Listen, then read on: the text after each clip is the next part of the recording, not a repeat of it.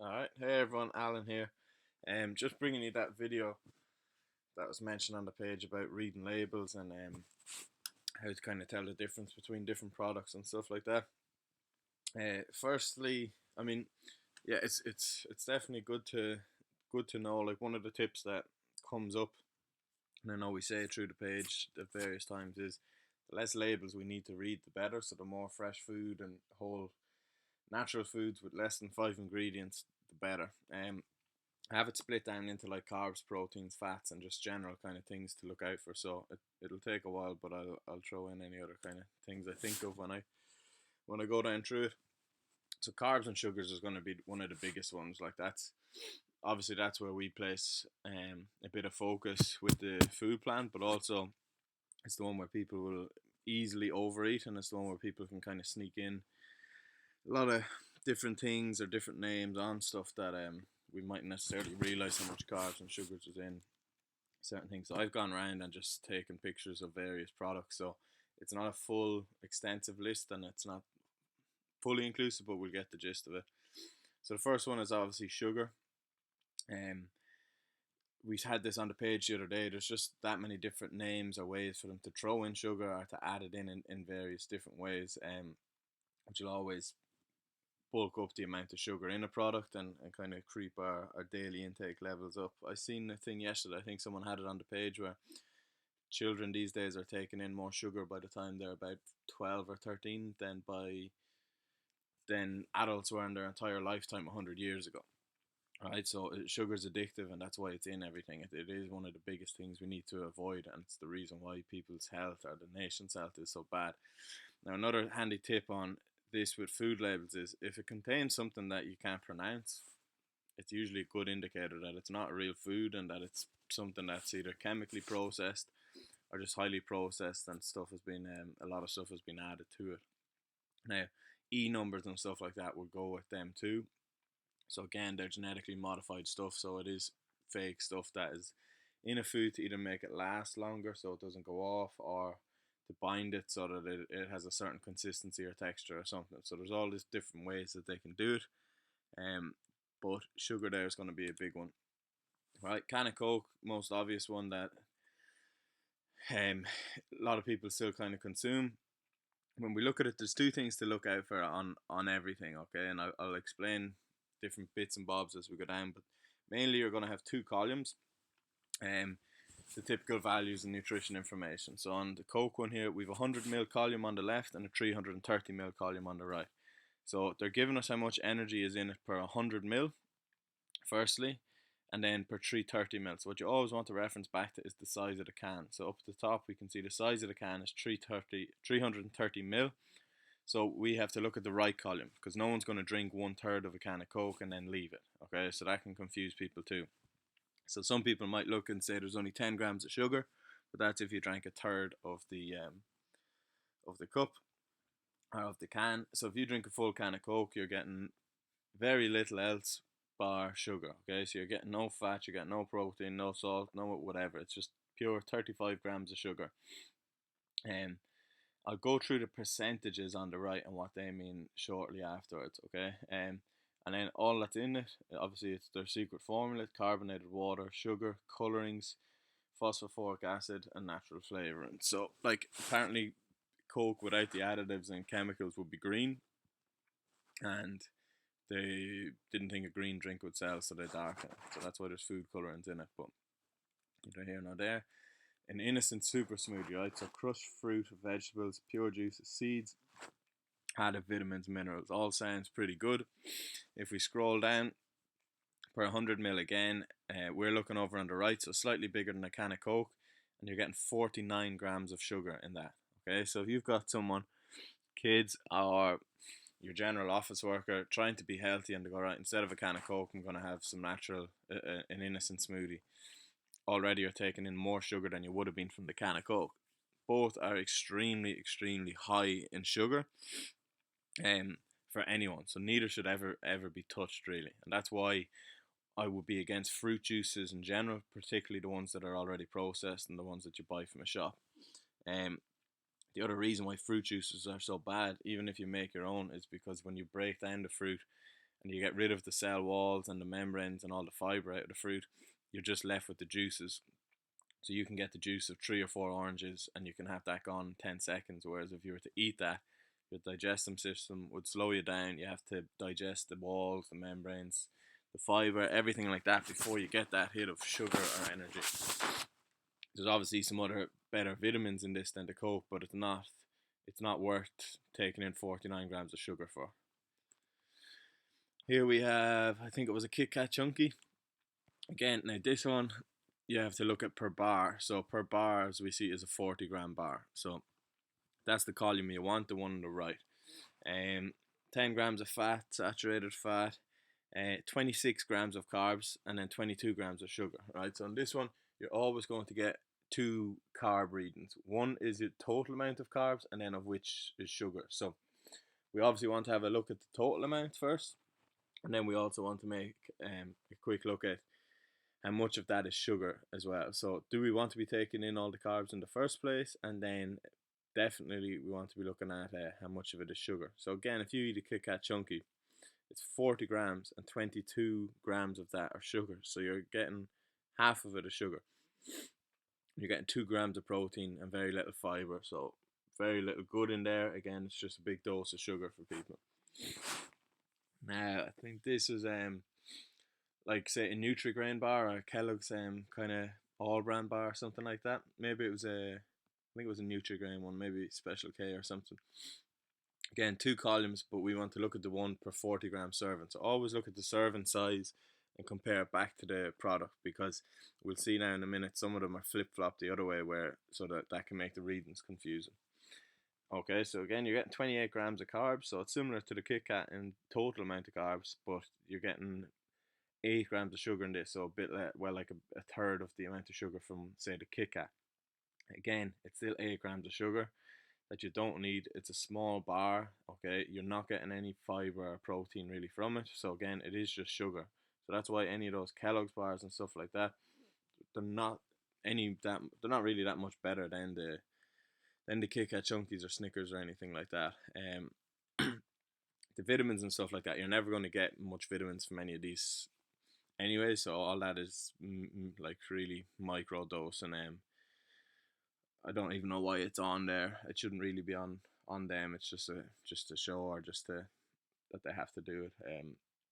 But again, I wouldn't be looking at it thinking that you're going to get more vitamins from them, or that you're going to get any substantial amount. Now here is I think a packet of Rice Krispies. So this one again, right? You're getting 26 grams of carbs, 3 grams of which is sugar. Now the thing to look at this one is this is per 30-gram serving. So there is no serving criteria with a bowl of Rice Krispies. So no one eats a 30-gram bowl of cereal. Okay, so I'd nearly check it later on myself if I have my measuring cups. Get 30 grams of anything poured in a bowl. No one has that size bowl of cereal. People are going to be taking in about 90, if not 100 grams in a serving size of cereal, because it's not one bar and that's it. You obviously determine the portion size yourself, and people overeat and can easily overeat on carbs. So ones that you control the portion size of, with the general serving that it suggests is usually off, and they always stay on the low side for obvious reasons. Again, you're getting 3 grams per 26 grams of sugar, so it is just carb based, and then there's plenty of sugar in it. Not as high as some of the others, but when you have a big massive bowl or 2 bowls, those grams of sugars will creep up fairly quickly. So I just compared 2 tins of beans here. So this is one where we're looking on the left, that's per 100 grams, but the actual then per 140 grams serving. Okay, but if we look at the actual can, I've seen it there somewhere, is this pack contains 3 servings. So that means that there's going to be 420 grams in a tin of beans. So every tin of beans, for this information to be accurate, you're only eating a third of it.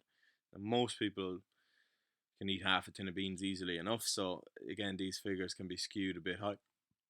And so that 24 grams of carbs and 7 grams of sugar, and the 5 and 6 grams of protein are kind of skewed. So if you were looking at half a tin, you're probably looking at bringing those up to about 30, 10, 8, 8. So again, we're getting some protein in from the beans. We're still getting a lot of carbs, but we're definitely getting a lot more protein than you would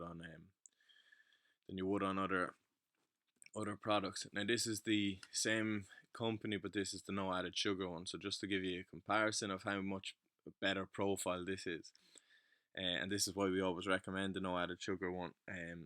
So out of, again, the serving size is going to be skewed, but even just in reference from the amount of protein to carbs in this, it's nearly a 2-to-1 ratio carbs to protein, which is a hell of a lot better than a 3-to-1 or 4-to-1 ratio. So then calories. So one thing just to look out for on calories, and just to explain the meaning of a calorie. A calorie is energy, and all food is energy, but it's the energy needed to raise the temperature of 1 gram of water by 1 degree Celsius. So that's what an actual calorie is. It's a random explanation, but people don't know what they are or what they entail. So they're in everything. So that's food. Pretty much everything, any natural food, contains energy, and then it affects how our body processes that energy and how much we need and things like that, which will have an impact on our health and stuff like that. Obviously, not all calories are equal, so that's something that we want to keep at the front of our minds all the time. So if you have 100 grams of broccoli and 100 grams of sugar, both will give you calories, but the broccoli is going to give us better calories. So this was some pasta. So what we look at here is definitely carbs and sugars again, a bit more fiber. Again, the serving size can be skewed on this with pasta because people don't measure. And we always tend to overeat on pasta because it can be hard to estimate before you cook it. So just on this, and the reason why it gives us calories on products and stuff like that. If we look at the top, it'll give us the calories. So for 125 gram serving of pasta, will give us 368 calories. Now, the reason why they have percentages and stuff like that, this is, as we can see at the bottom, it's the reference intake of an average adult. So for an average adult, people have just said, and this is what all food consumers go by, is that 2,000 calories is our average adult intake. So like you can pick up a product and it might say it's 20% of your carb intake for a day, but like no two people are the same. No calories are created equal, and then it's impossible to calculate calories in it versus calories out unless you sat in a laboratory and you were hooked up to machines for 24 hours a day measuring every single thing that goes on in your body. It's impossible to measure how many calories we expend. So um it's just a silly system to go by, and it doesn't take into consideration if people are active, if people carry muscle mass, if people are overweight, if people are inactive. um there's just a million and one things to consider when we look at calories. So yes, we want to avoid foods that are totally calorie dense, but there's no point looking at ranges or kind of going off daily intakes when they know nothing about people. So these figures are for average adults of normal weight. Like what's an average adult, and what's a normal weight. Requirements will vary with age, size, and activity level. So like look how much that can vary. So don't get bogged down in calories, especially the percentages and average intake and stuff like that. Protein and fat. Again, these kind of can go grouped together, and we'll just have a quick look on them. So one of the things that will come up on the fat is what you want to avoid is trans fat. Okay, so anything where it says trans fat, or if it says hydrogenated on the label, that's usually a method of making products last longer, and again that's processing the fat and making things unhealthy fats. Trans fats are no good for us. We can't properly digest them, and we just want to avoid them in general. So total fat is fine if we know it's a healthy fat, just by the product and what we've kind of taught you over time. Saturated fat is fine, and it'll tie into the whole kind of cholesterol thing, which I'm going to do up either a similar video or a post on. There's just a good bit in it. So now we've some peanut butter. Like, thing to remember with peanut butter is it's very calorie dense, so we can easily overeat on it. So we want to try not to.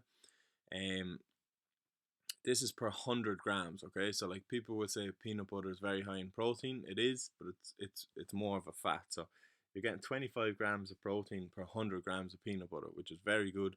But if we look at the serving size, or the size of the container, it's only 170 grams. So, like, to get 25 grams of protein, you'd have to eat over half of it, which we wouldn't want anyone doing in any one serving. So we look at the fat, lots and lots of fat, some saturated fat, that's all fine. There's a small bit of sugar in that one as well, but 650 calories. So, like, in just over 100 grams of peanut butter, you're going to get double the amount of calories than you would get in the pasta we just looked at. So, just to be aware that, like, it is calorie dense and we can't overeat on it.